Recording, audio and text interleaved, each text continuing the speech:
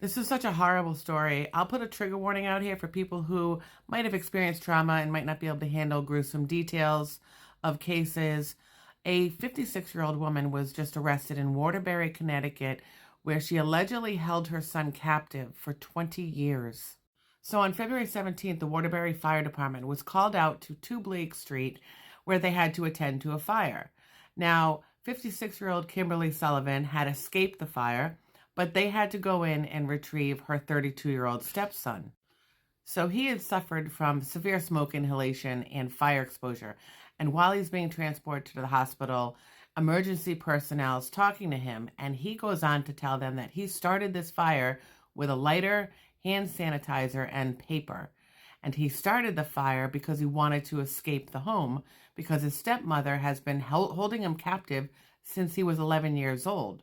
So for the past 20 plus years.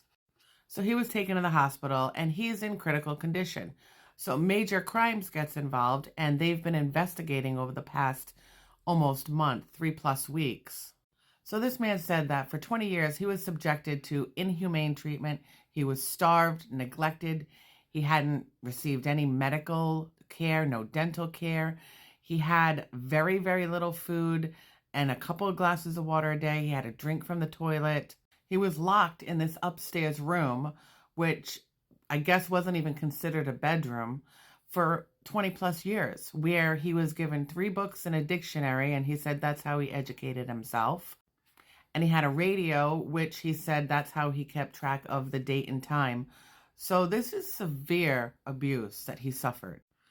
Now, throughout the investigation since February 17th, Major Crimes have tried to interview Kimberly Sullivan, who's declined. She has not wanted to cooperate. She's only said that the truth will come out.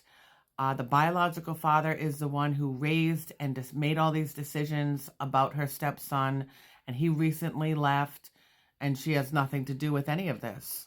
Sullivan claims she took him to a psychiatrist. He was not locked in his room. However, through the investigation, detectives found that there was a slide lock on the outside of the door. And when he was 11, DCF had been called twice, as every single day this kid would go to school and beg for food from all the other kids. Now, there was never any follow-up with DCF, and they just took him out of school, and he's been in that room since, allegedly. So now Sullivan was arrested. She's been arraigned. She's being held at the Department of Corrections, and she's facing a lot of felony charges.